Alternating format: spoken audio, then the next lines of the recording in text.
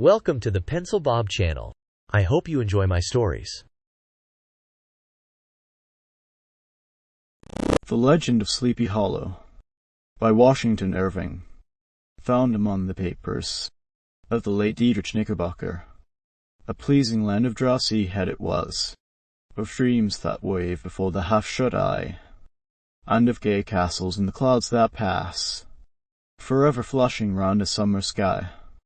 Castle of Indolence, in the bosom of one of those spacious coves which indent the eastern shore of the Hudson, at that broad expansion of the river denominated by the ancient Dutch navigators the Tappan Zee, and where they always prudently shortened sail and implored the protection of St. Nicholas when they crossed, there lies a small market town or rural port, which by some is called Greensburg, but which is more generally and properly known by the name of Tarrytown.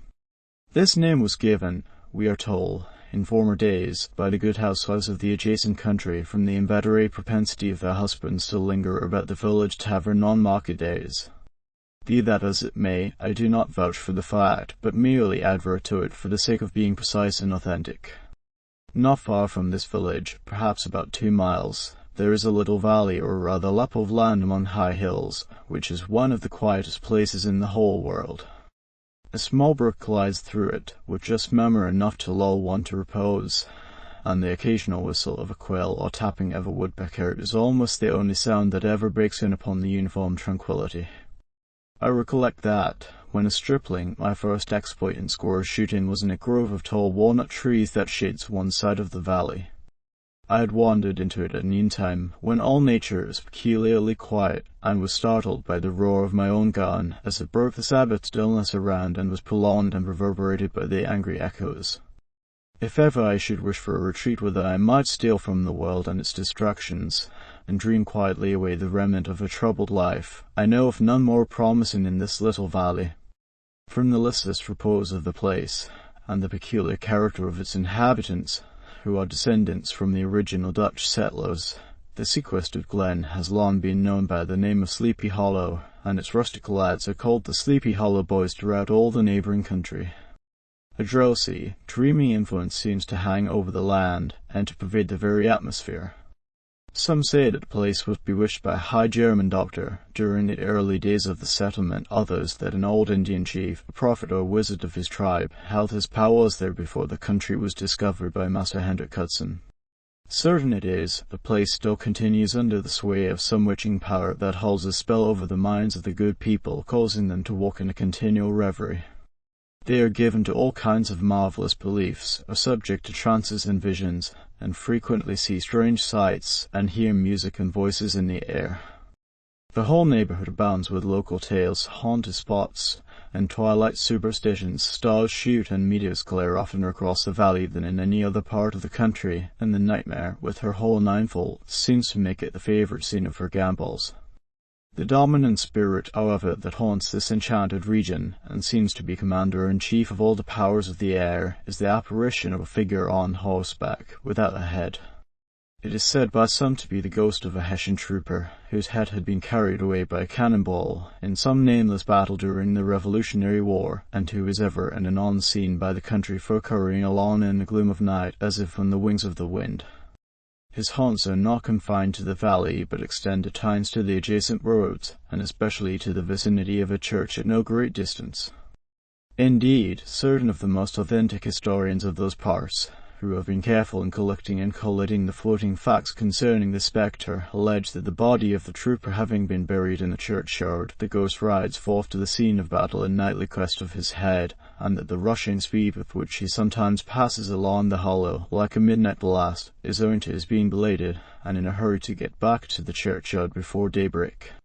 Such is the general purport of this legendary superstition, which has furnished materials for many a wild story in that region of shadows, and the spectre is known at all the country firesides by the name of the Headless Horseman of Sleepy Hollow. It is remarkable that the visionary propensity I have mentioned is not confined to the native inhabitants of the valley, but is unconsciously imbibed by every one who resides there for a time. However wide awake they may have been before they entered that sleepy region, they are sure, in a little time, to inhale the witching influence of the air, and begin to grow imaginative, to dream dreams, and see apparitions. I mention this peaceful spot with all possible laud, for it is in such little retired Dutch valleys, found here and there embosomed in the great state of New York, that population, manners, and customs remain fixed, while the great torrent of migration and improvement, which is making such incessant changes in other parts of this restless country, sweeps by them unobserved. They are like those little nooks of still water which border a rapid stream, where we may see the straw and bubble riding quietly at anchor, or slowly revolving in the macabre and disturbed by the rush of the passing current. Though many years have elapsed since I trod the drowsy shades of Sleepy Hollow, yet I question whether I should not still find the same trees and the same families vegetating in its sheltered bosom. In this by place of nature there abode, in a remote period of American history, that is to say, some 30 years since, a worthy wight of the name of Ichabod Crane, who sojourned, or, as he expressed it, tarried, in Sleepy Hollow, for the purpose of instructing the children of the vicinity. He was a native of Connecticut, a state which supplies the Union with pioneers for the mine as well as for the forest, and sends forth yearly its legions of frontier woodmen and country schoolmasters. The cognomen of Crane was not inapplicable to his person. He was tall, but exceedingly lank, with narrow shoulders, long arms and legs, hands that dangled a mile out of his sleeves, feet that might have served for shovels, and his whole frame most loosely hung together. His head was small and flat atop, with huge ears, large green glassy eyes, and a long sniped nose, so that it looked like a weathercock perched upon his spindle-neck to tell which way the wind blew. To see him striding along the profile of a hill on a windy day, with his clothes bagging and fluttering about him, one might have mistaken him for the genius of famine descending upon the earth, or some scarecrow eloped from a cornfield. His schoolhouse was a low building of one large room, rudely constructed of logs, the windows partly glazed, and partly patched with leaves of old copybooks. It was most ingeniously secured at vacant hours by a withe twisted in the handle of the door, and stakes set against the window shutters, so that though a thief might get in with perfect ease, he would find some embarrassment in getting out, an idea most probably borrowed by the architect, Jost van Houten, from the mystery of an eel-pot. The schoolhouse stood in a rather lonely but pleasant situation, just at the foot of a woody hill, with a brook running close by, and a formidable birch tree growing at one end of it.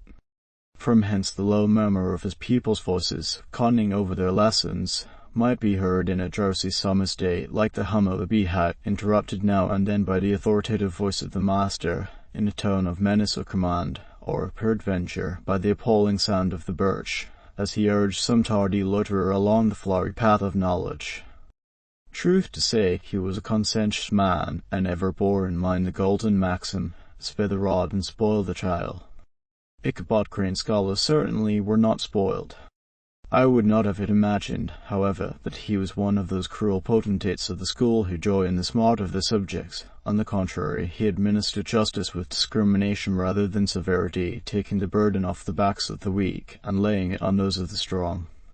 He, a mere puny stripling, that winced at the least flourish of the rod, was passed by with indulgence, but the claims of justice were satisfied by inflicting a double portion on some little tough wrong-headed, broad-skirted Dutch urchin, who sulked and swelled, and grew dogged and sullen beneath the birch. All this he called doing his duty by their parents, and he never inflicted a chastisement without following it by the assurance, so consolatory to the smarting urchin, that he would remember it and thank him for it the longest day he had to live. When school hours were over, he was even the companion and playmate of the larger boys, and on holiday afternoons would converse some of the smaller ones home, who happened to have pretty sisters or good housewives for mothers, noted for the comforts of the cupboard. Indeed, it behooved him to keep on good terms with his pupils. The revenue arising from his school was small, and would have been scarcely sufficient to furnish him with daily bread, for he was a huge feeder, and, though lank, had the dilating powers of an anaconda, but to help out his maintenance, he was, according to country custom in those parts, boarded and lodged at the houses of the farmers whose children he instructed. With these he lived successively a week at a time, thus going the rounds of the neighbourhood, with all his worldly effects tied up in a cotton handkerchief. That all this might not be too onerous on the purses of his rustic patrons, who are apt to consider the costs of schooling a grievous burden, and schoolmasters as mere drones, he had various ways of rendering himself both useful and agreeable. He assisted the farmers occasionally in the lighter labours of their farms, helped to make hay, mended the fences, took the horses to water, drove the cows from pasture, and cut wood for the winter fire. He laid aside, too, all the dominant dignity and absolute sway with which he lorded it in his little empire, the school, and became wonderfully gentle and ingratiating. He found favour in the eyes of the mothers by petting the children, particularly the youngest, and like the lion bold, which Willem so magnanimously the land did hold, he would sit with the child on one knee, and rock a cradle with his foot for whole hours together. In addition to his other vocations, he was the singing master of the neighbourhood, and picked up many bright shillings by instructing the young folks in psalmody.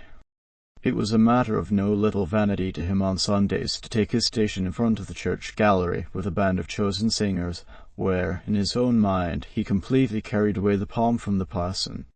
Certain it is, his voice resounded far above all the rest of the congregation, and there are peculiar quavers still to be heard in the church, and which may even be heard half a mile off, quite to the opposite side of the millpond, on a still Sunday morning, which are said to be legitimately descended from the nose of Ichabod Crane. Thus, by divers little makeshifts in that ingenious way which is commonly denominated by hook and by crook, the worthy pedagogue got on tolerably enough, and was thought, by all who understood nothing of the labour of head work, to have a wonderfully easy life of it. The schoolmaster is generally a man of some importance in the female circle of a rural neighbourhood, being considered a kind of idle, gentlemanlike personage, of vastly superior taste and accomplishments to the rough country swains, and, indeed, inferior in learning only to the parson.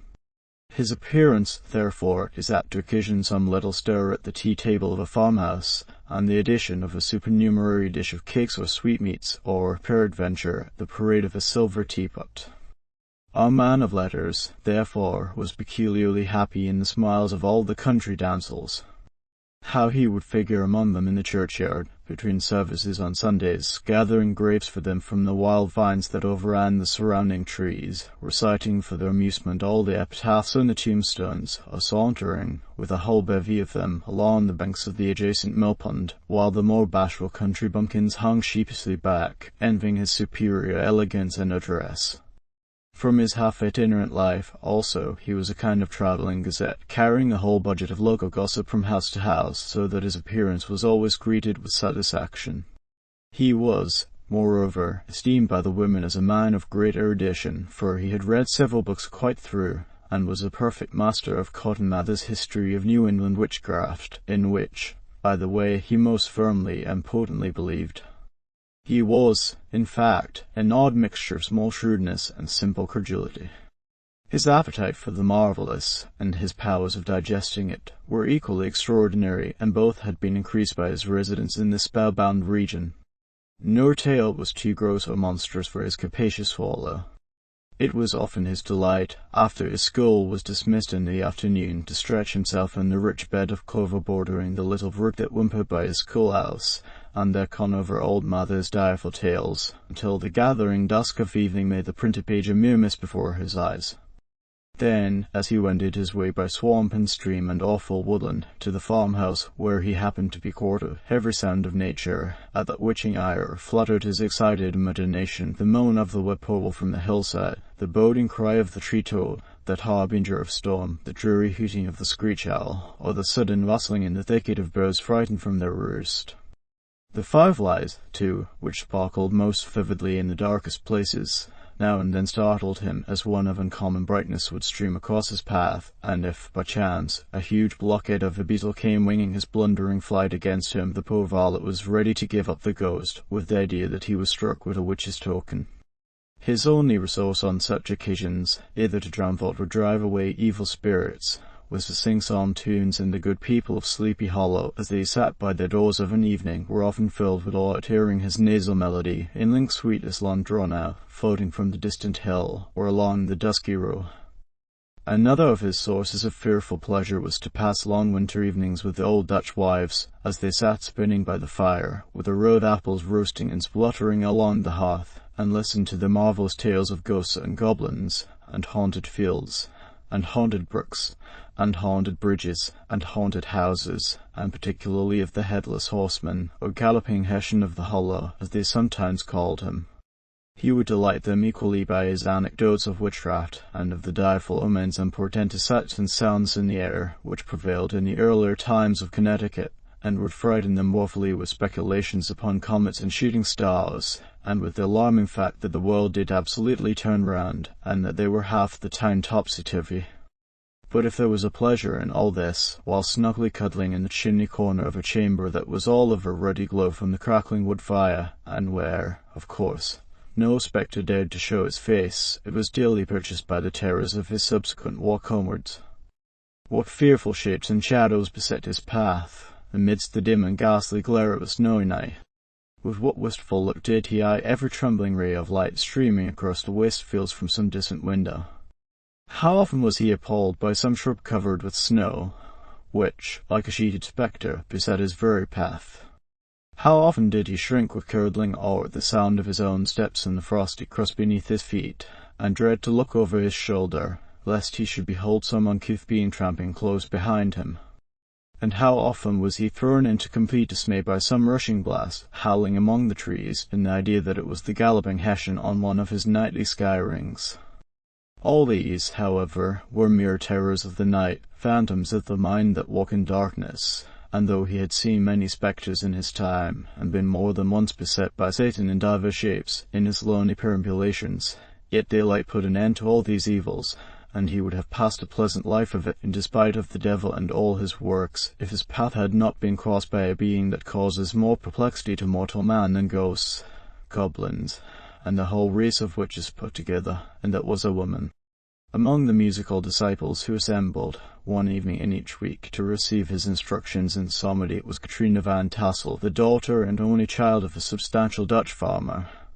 She was a blooming lass of fresh 18, plump as a partridge, ripe and melting and rosy-cheeked as one of her father's peaches, and universally famed, not merely for her beauty, but her vast expectations. She was withal a little of a coquette, as might be perceived even in her dress, which was a mixture of ancient and modern fashions, as most suited to set off her charms. She wore the ornaments of pure yellow gold, which her great-great-grandmother had brought over from Sardom, the tempting stomacher of the olden time, and withal a provokingly short petticoat to display the prettiest foot and ankle in the country round. Ichabod Crane had a soft and foolish heart towards the sex, and it is not to be wondered at that so tempting a morsel soon found favour in his eyes, more especially after he had visited her in her paternal mansion. All Baltus Van Tassel was a perfect picture of a thriving, contented, liberal-hearted farmer. He seldom, it is true, sent either his eyes or his thoughts beyond the boundaries of his own farm, but within those everything was snug, happy, and well-conditioned. He was satisfied with his wealth, but not proud of it, and piqued himself upon the hearty abundance, rather than the style in which he lived. His stronghold was situated in the banks of the Hudson, in one of those green, sheltered, fertile nooks in which the Dutch farmers are so fond of nestling. A great elm tree spread its broad branches over it, at the foot of which bubbled up a spring of the softest and sweetest water, in a little well formed of a barrel, and then stole sparkling away through the grass, to a neighbouring brook, that babbled along among alders and dwarf willows. Hard by the farmhouse was a vast barn, that might have served for a church, every window and crevice of which seemed bursting forth with the treasures of the farm. The flail was busily resounding within it from morning to night, swallows and martins skimmed twittering about the eaves, and rows of pigeons, some with one eye turned up, as if watching the weather, some with their heads under their wings or buried in their bosoms, and others swelling, and cooing, and purring about their dames, were enjoying the sunshine on the roof. Sleek and wieldy porkers were grunting in the repose and abundance of their pens, from whence sallied forth, now and then, troops of sucking pigs, as if to snuff the air. A stately squadron of snowy geese were riding in an adjoining pond, convoying whole fleets of ducks, regiments of turkeys were gobbling through the farmyard, and guinea fowls fretting about it, like ill-tempered housewives, with their peevish, discontented cry. Before the barn door strutted the gallant cock, that pattern of a husband, a warrior, and a fine gentleman, clapping his burnished wings and crowing in the pride and gladness of his heart, sometimes tearing up the earth with his feet, and then generously calling his ever-hungry family of wives and children to enjoy the rich morsel which he had discovered. The pedagogue's mouth watered as he looked upon the sumptuous promise of luxurious winter fare. In his devouring mind's eye he pictured to himself every roasting pig running about with a pudding in his belly and an apple in his mouth. The pigeons were snugly put to bed in a comfortable pie and tucked in with a coverlet of crust. The geese were swimming in their own gravy, and the ducks pairing cosily in dishes like snug married couples with a decent competency of onion sauce. In the porkers he saw carved out the future sleek side of bacon and juicy relishing ham. Not a turkey but he beheld daintily trussed up, with its gizzard under its wing, and, peradventure, a necklace of savoury sausages, and even bright chanticleer and self-laced bowling on his back, in a side dish, with uplifted claws, as if craving the quarter which his chivalrous spirit disdained to ask while living. As the enraptured Ichabod fancied all this, and as he rolled his great green eyes over the fat meadow-lands, the rich fields of wheat, of rye, of buckwheat, and Indian corn, and the orchards burdened with ruddy fruit, which surrounded the warm tenement of Van Tassel, his heart yearned after the damsel who was to inherit these domains, and his imagination expanded with the idea how they might be readily turned into cash, and the money invested in immense tracts of wild land, and shingle palaces in the wilderness. Nay, his busy fancy already realized his hopes, and presented to him the blooming Katrina, with a whole family of children, mounted on the top of a wagon loaded with household trumpery, with pots and kettles dangling beneath, and he beheld himself bestriding a pacing mare, with a colt at her heels, setting out for Kentucky, Tennessee, or the Lord knows where. When he entered the house, the conquest of his heart was complete. It was one of the spacious farmhouses, with high-ridged but lowly sloping roofs built in the style handed down from the first Dutch settlers, the low projecting eaves forming a piazzle on the front, capable of being closed up in bad weather. Under this were hung flails, harness, various utensils of husbandry, and nets for fishing in the neighbouring river. Benches were built along the sides for summer use, and a great spinning wheel at one end, and a churn at the other showed the various uses to which this important porch might be diverted. From this piazza the wondering Ichabod entered the hall which formed the centre of the mansion and the place of usual residence. Here rows of resplendent pewter, ranged on a lawn dresser, dazzled his eyes. In one corner stood a huge bag of wool, ready to be spun, in another a quantity of linseed woolsey just from the loom, ears of Indian corn, and strings of dried apples and peaches, hung in gay festoons along the walls, mingled with the gold of red peppers, and a door left ajar gave him a peep into the best parlour, where the cloth-footed chairs and dark mahogany tables shone like mirrors, and ends, with their accompanying shovel and tund, glistened from their covert of asparagus tops. Mock oranges and conch shells decorated the mantelpiece. Strings of various coloured birds' eggs were suspended above it. A great ostrich egg was hung from the centre of the room, and a corner cupboard, knowingly left open, displayed immense treasures of old silver and well-mended china. From the moment Ichabod laid his eyes upon these regions of delight, the peace of his mind was at an end, and his only study was how to gain the affections of the peerless daughter of Van Tassel. In this enterprise, however, he had more real difficulties than generally fell to the lot of a knight-errant of yore, who seldom had anything but giants, enchanters, fiery dragons, and such like easily conquered adversaries to contend with, and had to make his way merely through gates of iron and brass, and walls of adamant to the castle keep, where the lady of his heart was confined, all which he achieved as easily as a man would carve his way to the centre of a Christmas pie, and then the lady gave him her hand as a matter of course. Ichabod, on the contrary, had to win his way to the heart of a country cat beset with a labyrinth of whims and caprices, which were forever presenting new difficulties and impediments, and he had to encounter a host of fearful adversaries of real flesh and blood, the numerous rustic admirers, who beset every portal to her heart, keeping a watchful and angry eye upon each other, but ready to fly out in the common cause against any new competitor. Among these, the most formidable was a burly, roaring, roistering blade of the name of Abraham, or, according to the Dutch abbreviation, Brom Bones, the hero of the country round, which rang with his feats of strength and hardihood.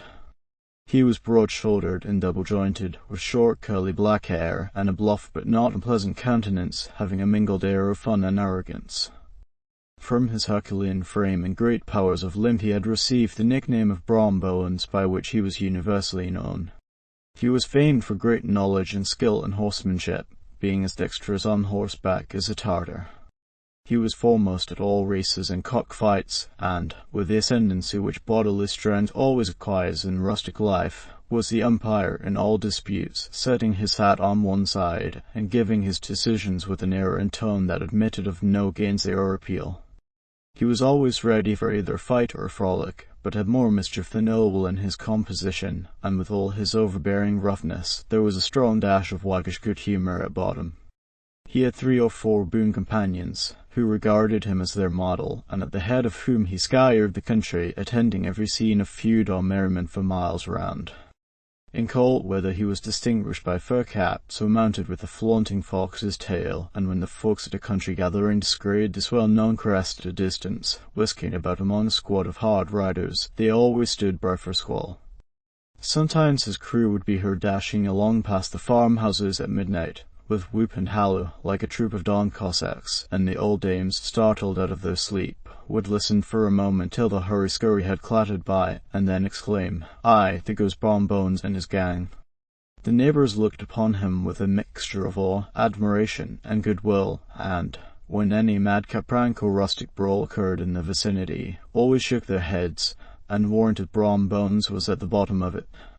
This rantipole hero had for some time singled out the blooming Katrina for the object of his uncouth gallantries, and though his amorous toyings were something like the gentle caresses and endearments of a bear, yet it was whispered that she did not altogether discourage his hopes. Certain it is, his advances were signals for rival candidates to retire, who felt no inclination to cross a line in his amours, insomuch that when his horse was seen tied to Van Tassel's paling, on a Sunday night, a sure sign that his master was courting, or, as it is termed, sparking, within, all other suitors passed by in despair, and carried the war into other quarters. Such was the formidable rival with whom Ichabod Crane had to contend, and, considering all things, a stouter man than he would have shrunk from the competition, and a wiser man would have despaired. He had, however, a happy mixture of pliability and perseverance in his nature. He was in form and spirit like a supple jack yielding, but tough, though he bent, he never broke, and though he bowed beneath the slightest pressure, yet, the moment it was away jerk. He was as erect, and carried his head as high as ever. To have taken the field openly against his rival would have been madness, for he was not a man to be thwarted in his amours, any more than the stormy lover Achilles. Ichabod, therefore, made his advances in a quiet and gently insinuating manner. Under cover of his character of singing master, he made frequent visits at the farmhouse, not that he had anything to apprehend from the meddlesome interference of parents, which is so often a stumbling block in the path of lovers. Alt Van Tassel was an easy, indulgent soul. He loved his daughter better even than his pipe, and, like a reasonable man and an excellent father, let her have her way in everything. His notable little wife, too, had enough to do to attend to her housekeeping and manage her poultry, for, as she sagely observed, ducks and geese are foolish things, and must be looked after, but girls can take care of themselves. Thus, while the busy dame bustled about the house, or plied her spinning wheel at one end of the piazza, honest Bolt would sit smoking his evening pipe at the other, watching the achievements of a little wooden warrior who, armed with a sword in each hand, was most valiantly fighting the wind on the pinnacle of the barn. In the meantime, Ichabod would carry on his suit with the daughter by the side of the spring under the great elm, or sauntering alone in the twilight, that hour so favourable to the lover's eloquence. I profess not to know how women's hearts are wooed and won.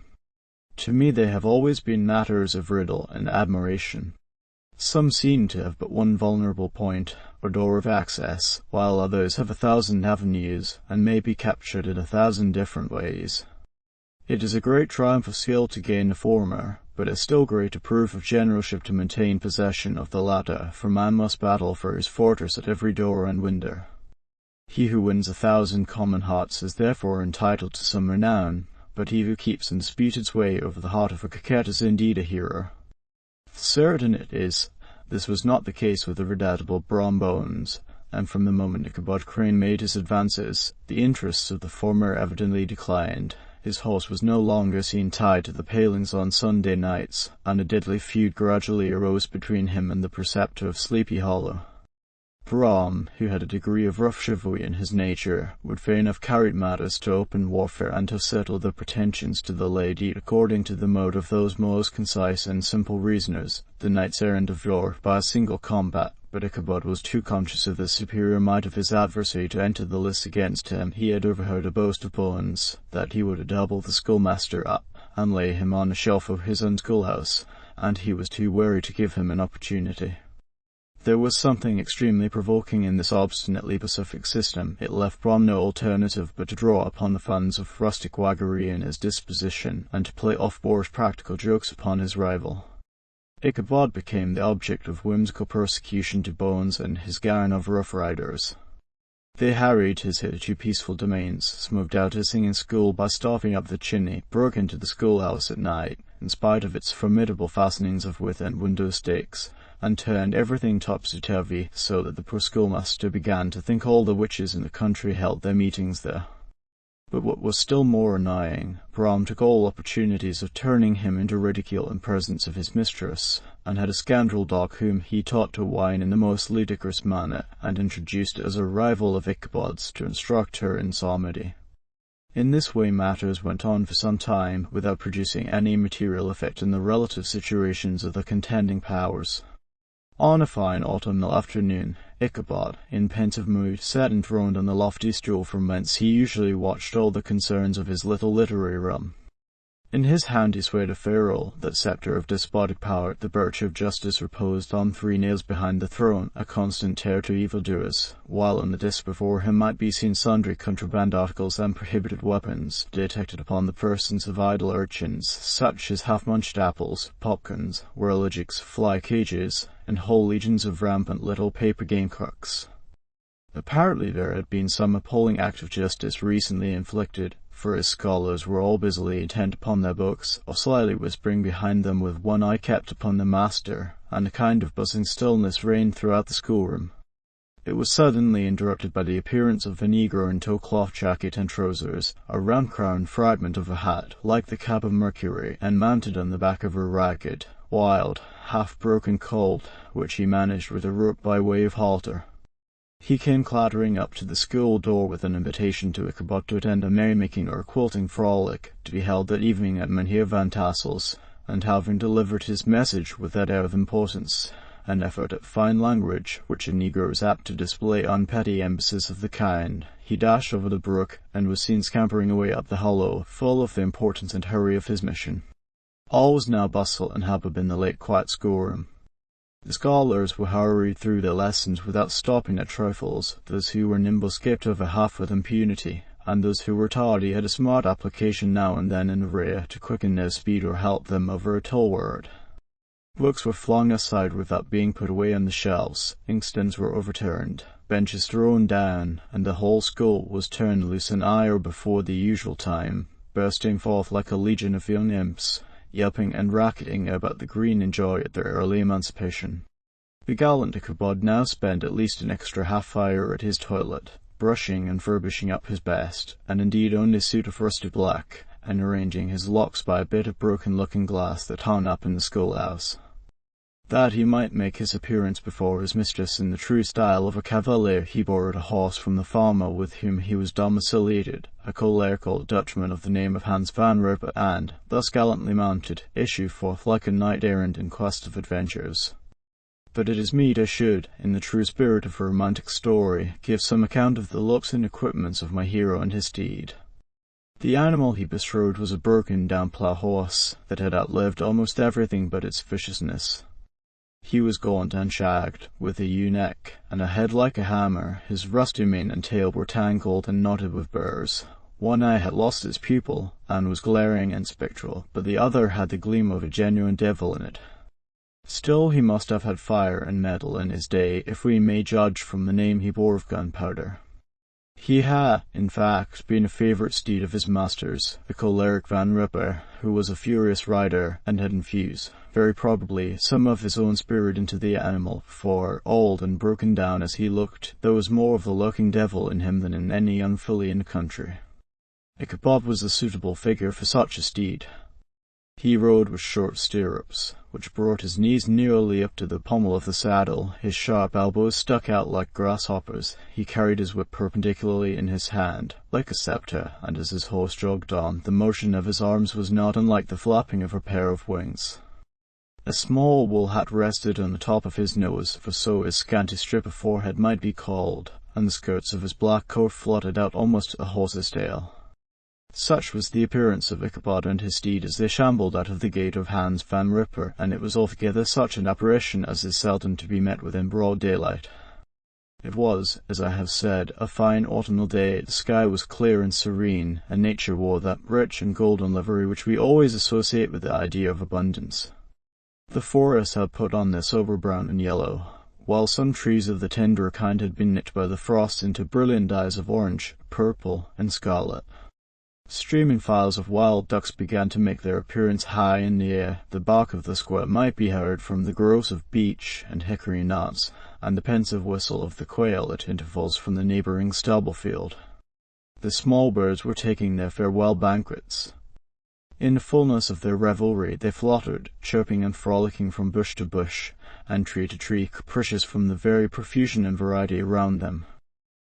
There was the honest cock-robin, the favourite game of stripling sportsmen, with its loud chorus note, and the twittering blackbird flying in sable clouds, and the golden-winged woodpecker with his crimson crest, his broad black gorget and splendid plumage, and the cedar bird, with its red-tipped wings and yellow-tipped tail and its little Montero cap of feathers, and the blue jay, that noisy coxcomb, in his gay light blue coat and white underclothes, screaming and chattering, nodding and bobbing and bowing, and pretending to be on good terms with every songster of the grove. As Ichabod jogged slowly on his way, his eye, ever open to every symptom of culinary abundance, ranged with delight over the treasures of jolly autumn. On all sides he beheld vast store of apples, some hanging in oppressive opulence on the trees, some gathered into baskets and barrels for the market, others heaped up in rich piles for the cider press. Farther on he beheld great fields of Indian corn, with its golden ears peeping from their leafy coverts, and holding out the promise of cakes and hasty pudding, and the yellow pumpkins lying beneath them, turning up their fair round bellies to the sun, and giving ample prospects of the most luxurious of pies. And anon he passed the fragrant buckwheat fields breathing the odour of the beehive, and as he beheld them, soft anticipation stole over his mind of dainty slapjacks, well buttered, and garnished with honey or treacle by the delicate little dimpled hand of Katrina Van Tassel. Thus feeding his mind with many sweet thoughts and sugared suppositions, he journeyed along the sides of a range of hills which look out upon some of the goodliest scenes of the mighty Hudson. The sun gradually wheeled his broad disk down in the west. The white bosom of the Tappan Zee lay motionless and glassy, excepting that here and there a gentle undulation waved and prolonged the blue shadow of the distant mountain. A few amber clouds floated in the sky, without a breath of air to move them. The horizon was of a fine golden tint, changing gradually into a pure apple green, and from that into the deep blue of the mid-heaven. A slanting ray lingered in the woody crests of the precipices that overhung some parts of the river, giving greater depth to the dark grey and purple of their rocky sides. A sloop was loitering in the distance, dropping slowly down with the tide, a sail hanging uselessly against the mast, and as the reflection of the sky gleamed along the still water, it seemed as if the vessel was suspended in the air. It was toward evening that Ichabod arrived at the castle of the Heer Van Tassel, which he found thronged with the pride and flower of the adjacent country.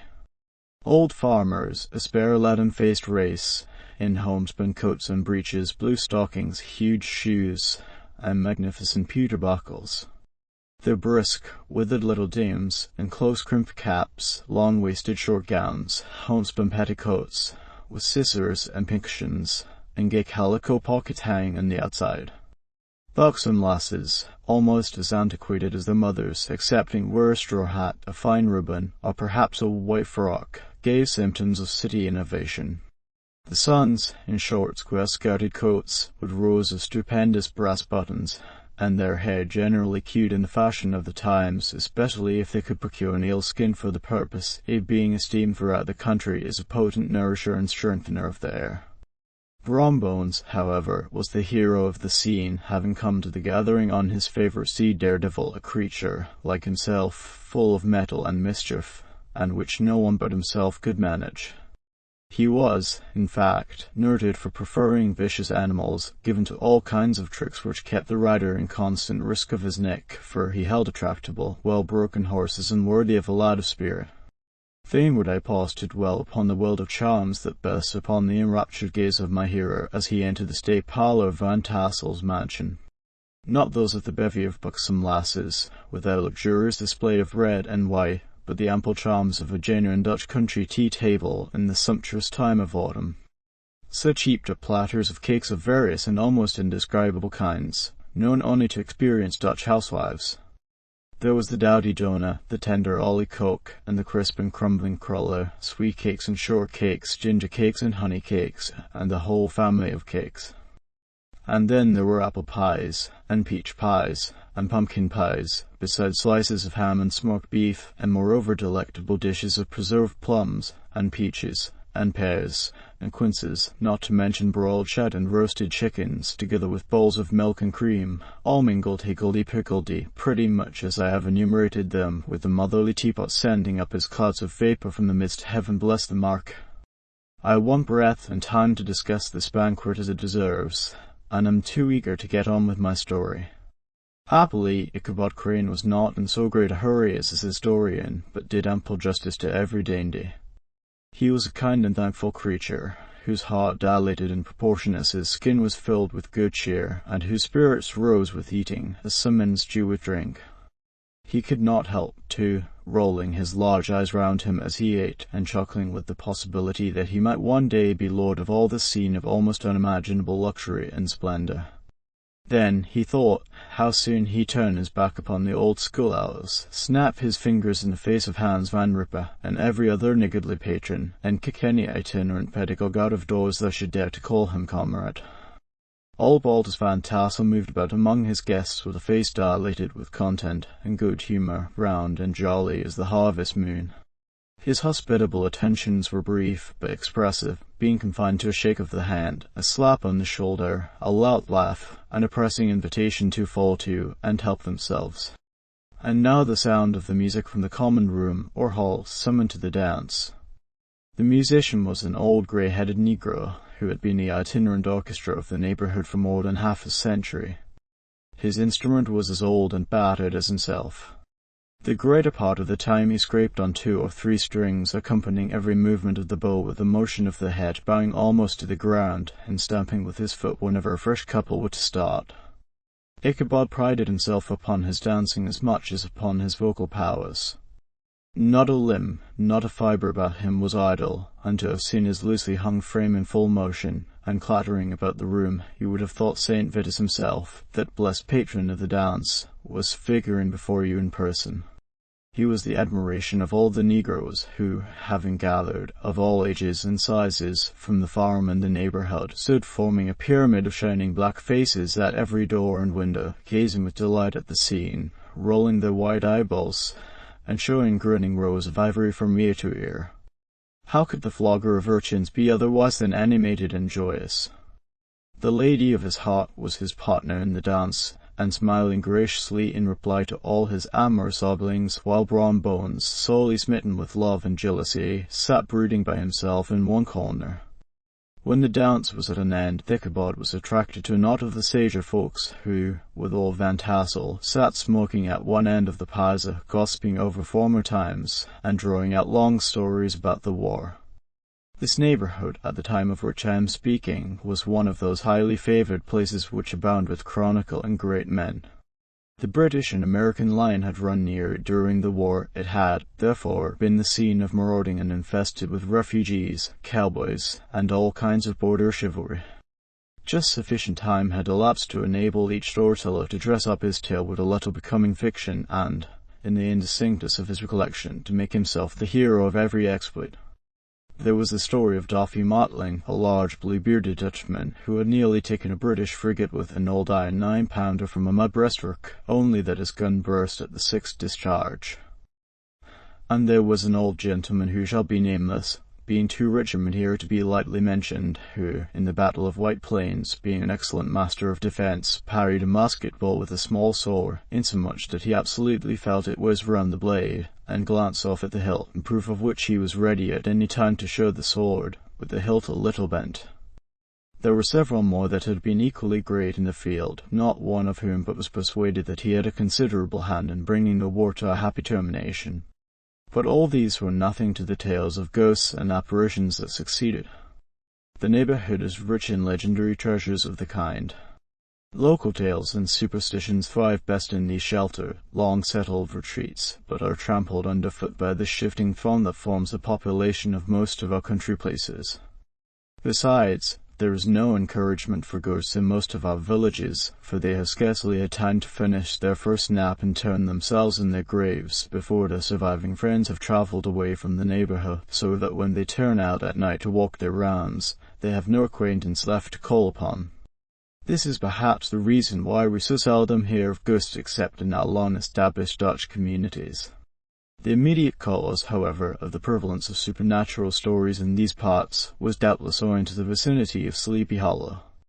There was a contagion in the very air that blew from that haunted region. It breathed forth an atmosphere of dreams and fancies infecting all the land.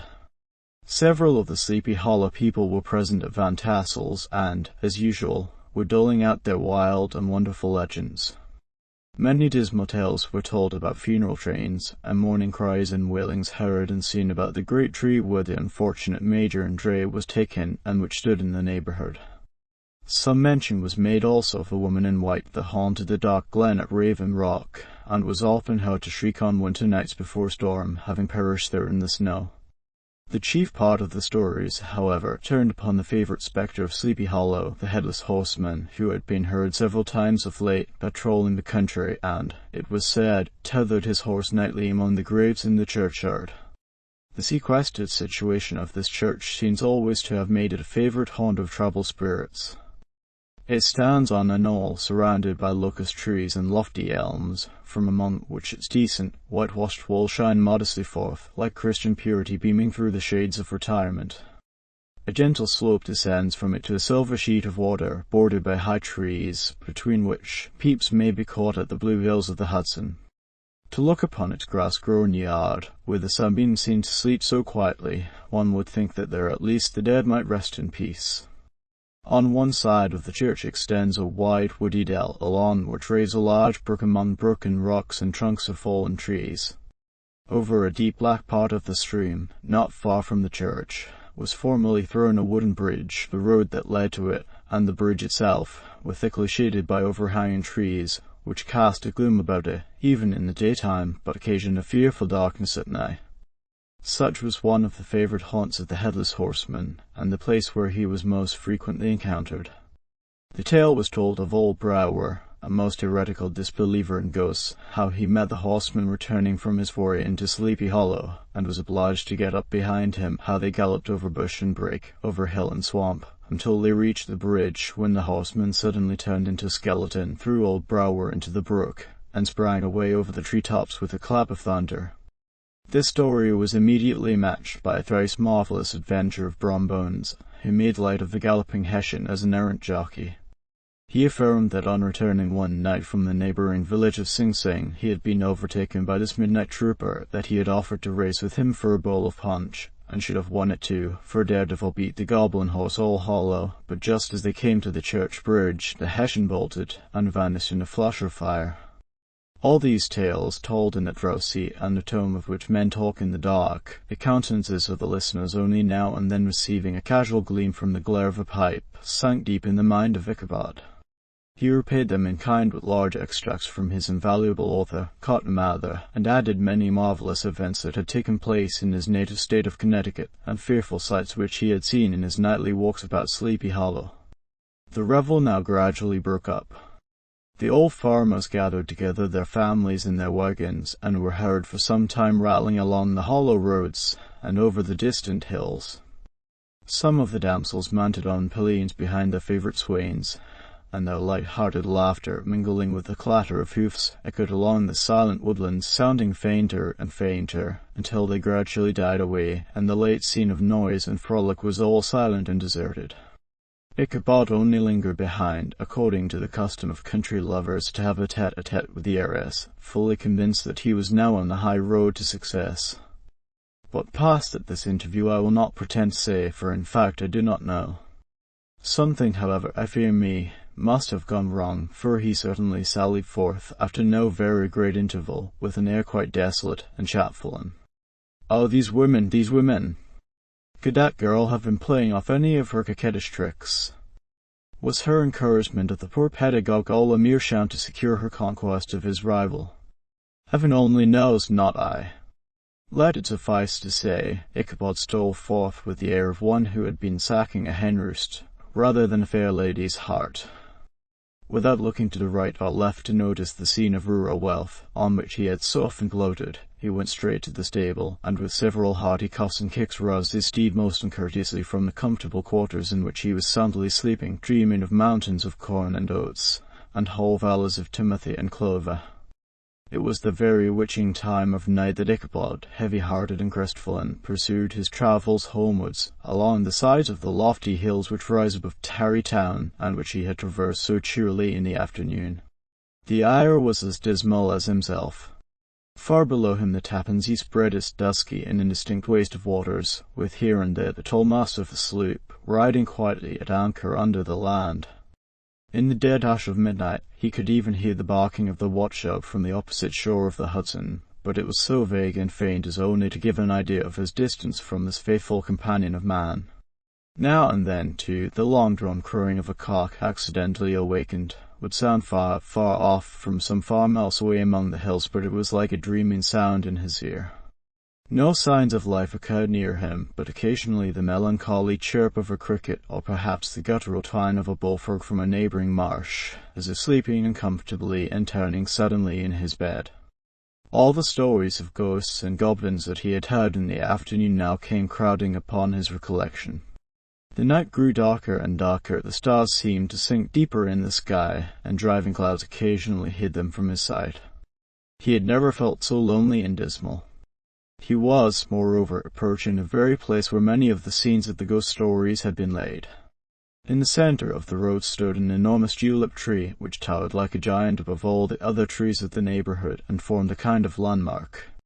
Its limbs were gnarled and fantastic, large enough to form trunks for ordinary trees, twisting down almost to the earth, and rising again into the air.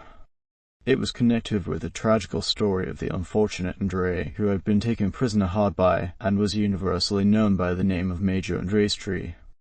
The common people regarded it with a mixture of respect and superstition, partly out of sympathy for the fate of his ill-starred namesake, and partly from the tales of strange sights and doleful lamentations told concerning it. As Ichabod approached this fearful tree, he began to whistle. He thought his whistle was answered. It was but a blast sweeping sharply through the dry branches. As he approached a little nearer, he thought he saw something white hanging in the midst of the tree. He paused and ceased whistling, but, on looking more narrowly, perceived that it was a place where the tree had been scathed by lightning, and the white wood laid bare. Suddenly he heard a groan, his teeth chattered, and his knees smote against the saddle. It was but the rubbing of one huge bough upon another, as they were swayed about by the breeze. He passed the tree in safety, but new perils lay before him.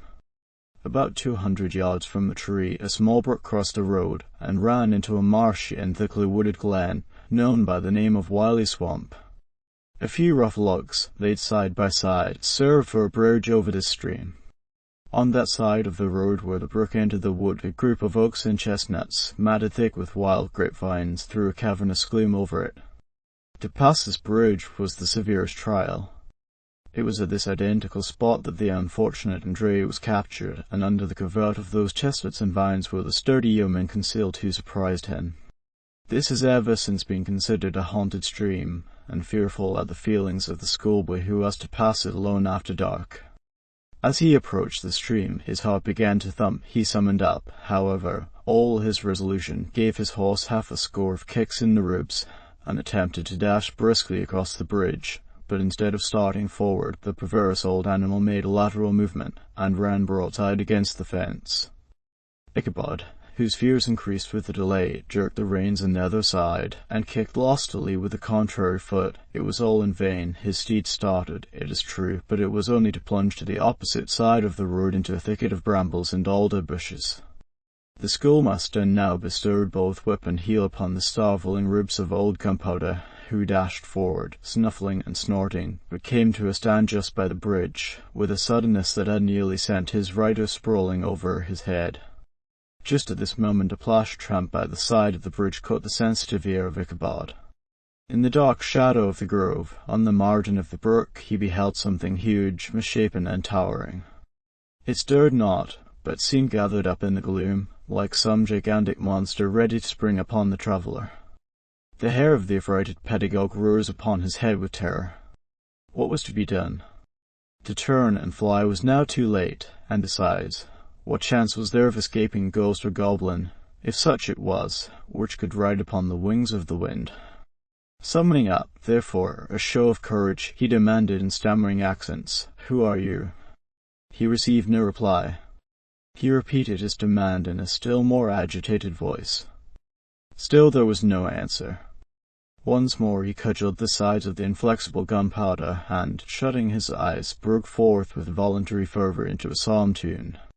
Just then the shadowy object of alarm put itself in motion, and with a scramble and a bounce stood at once in the middle of the road. Though the night was dark and dismal, yet the form of the unknown might now in some degree be ascertained. He appeared to be a horseman of large dimensions, and mounted on a black horse of powerful frame. He made no offer of molestation or sociability, but kept aloof on one side of the road, jogging along on the blind side of old Gunpowder, who had now got over his fright and waywardness. Ichabod, who had no relish for this strange midnight companion, and bethought himself of the adventure of Brom Bones with the galloping Hessian, now quickened his steed in hopes of leaving him behind. The stranger, however, quickened his horse to an equal pace. Ichabod pulled up, and fell into a walk, thinking to lag behind. The other did the same. His heart began to sink within him. He endeavoured to resume his psalm tune, but his parched tongue clove to the roof of his mouth, and he could not utter a stave. There was something in the moody and dogged silence of this pertinacious companion that was mysterious and appalling. It was soon fearfully accounted for. On mounting a rising ground, which brought the figure of his fellow traveller in relief against the sky, gigantic in height, and muffled in a cloak, Ichabod was horror-struck on perceiving that he was headless. But his horror was still more increased on observing that the head, which should have rested on his shoulders, was carried before him on the pommel of his saddle. His terror rose to desperation. He rained a shower of kicks and blows upon Gunpowder, hoping by a sudden movement to give his companion the slip, but the spectres started full jump with him. Away, then, they dashed through thick and thin, stones flying and sparks flashing at every bound. Ichabod's flimsy garments fluttered in the air as he stretched his long, lank body away over his horse's head, in the eagerness of his flight. They had now reached the road which turns off to Sleepy Hollow, but Gunpowder, who seemed possessed with a demon, instead of keeping up it, made an opposite turn, and plunged headlong downhill to the left. This road leads through a sandy hollow shaded by trees for about a quarter of a mile, where it crosses the bridge famous in Goblin story, and just beyond swells the green knoll on which stands the whitewashed church. As yet the panic of the steed had given his unskilful rider an apparent advantage in the chase, but just as he had got halfway through the hollow, the girths of the saddle gave way, and he felt it slipping from under him. He seized it by the pommel, and endeavoured to hold it firm, but in vain, and had just time to save himself by clasping old Gunpowder round the neck, when the saddle fell to the earth, and he heard it trampled underfoot by his pursuer. For a moment the terror of Hans Van Ripper's wrath passed across his mind, for it was his Sunday saddle, but this was no time for petty fears. The goblin was hard on his haunches. An unskilful rider that he had much ado to maintain his seat, sometimes slipping on one side, sometimes on another, and sometimes jolted on the high ridge of his horse's backbone, with a violence that he verily feared would cleave him asunder. An opening in the trees now cheered him with the hopes that the church bridge was at hand. The wavering reflection of a silver star in the bosom of the brook told him that he was not mistaken. He saw the walls of the church dimly glaring under the trees beyond. He recollected the place where Brom Bones' ghostly competitor had disappeared. "If I can but reach that bridge," thought Ichabod, "I am safe." Just then he heard the black steed panting and blowing close behind him. He even fancied that he felt his hot breath. Another convulsive kick in the ribs, an old gunpowder sprang upon the bridge. He thundered over the resounding planks. He gained the opposite side, and now Ichabod cast a look behind to see if his pursuer should vanish, according to rule, in a flash of fire and brimstone. Just then he saw the goblin rising in his stirrups, and in the very act of hurling his head at him. Ichabod endeavored to dodge the horrible missile, but too late. It encountered his cranium with a tremendous crash. He was tumbled headlong into the dust, and gunpowder, the black steed, and the goblin rider passed by like a whirlwind. The next morning the old horse was found without his saddle, and with the bridle under his feet, soberly cropping the grass at his master's gate. Ichabod did not make his appearance at breakfast. Dinner ire came, but no Ichabod.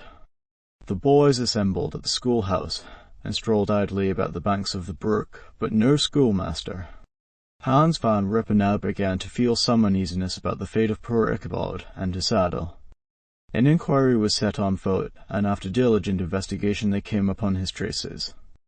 In one part of the road leading to the church was found a saddle trampled in the dirt, the tracks of horses' hoofs deeply dented in the road, and evidently at furious speed, were traced to the bridge, beyond which, on the bank of a broad part of the brook, where the water ran deep and black, was found the hat of the unfortunate Ichabod, and close beside it a shattered pumpkin. The brook was searched, but the body of the schoolmaster was not to be discovered. Hans Van Ripper, as executor of his estate, examined the bundle which contained all his worldly effects. They consisted of 2 shirts and a half, 2 stocks for the neck, a pair or 2 of worsted stockings, an old pair of corduroy small clothes, a rusty razor, a book of psalm tunes full of dogs' ears, and a broken pitch pipe. As to the books and furniture of the schoolhouse, they belonged to the community, except in Cotton Mather's History of Witchcraft, a New England Almanac, and a book of dreams and fortune-telling, in which last was a sheet of foolscap much scribbled and blotted in several fruitless attempts to make a copy of verses in honor of the heiress of Van Tassel. These magic books and the poetic scroll were forthwith consigned to the flames by Hans Van Ripper, who, from that time forward, determined to send his children no more to school, observing that he never knew any good come of this same reading and writing. Whatever money the schoolmaster possessed, and he had received his quarter's pay but a day or 2 before, he must have had about his person at the time of his disappearance. The mysterious event caused much speculation at the church on the following Sunday. Knots of gazers and gossips were collected in the churchyard, at the bridge, and at the spot where the hat and pumpkin had been found. The stories of Brower, of Bones, and a whole budget of others were called to mind, and when they had diligently considered them all, and compared them with the symptoms of the present case, they shook their heads, and came to the conclusion that Ichabod had been carried off by the galloping Hessian. As he was a bachelor, and in nobody's debt, nobody troubled his head any more about him. The school was removed to a different quarter of the hollow, and another pedagogue reigned in his stead. It is true, an old farmer, who had been down to New York on a visit several years after, and from whom this account of the ghostly adventure was received, brought home the intelligence that Ichabod Crane was still alive, that he had left the neighborhood partly through fear of the goblin and Hans Van Ripper, and partly in mortification at having been suddenly dismissed by the heiress, that he had changed his quarters to a distant part of the country, had kept school and studied law at the same time, had been admitted to the bar, turned politician, electioneered, written for the newspapers, and finally had been made a justice of the 10-pound court. Brom Bones, too, who, shortly after his rival's disappearance, conducted the blooming Katrina in triumph to the altar, was observed to look exceedingly knowing whenever the story of Ichabod was related, and always burst into a hearty laugh at the mention of the pumpkin, which led some to suspect that he knew more about the matter than he chose to tell. The old country wives, however, who are the best judges of these matters, maintain to this day that Ichabod was spirited away by supernatural means, and it is a favourite story often told about the neighbourhood round the winter evening fire. The bridge became more than ever an object of superstitious awe, and that may be the reason why the road has been altered of late years, so as to approach the church by the border of the millpond.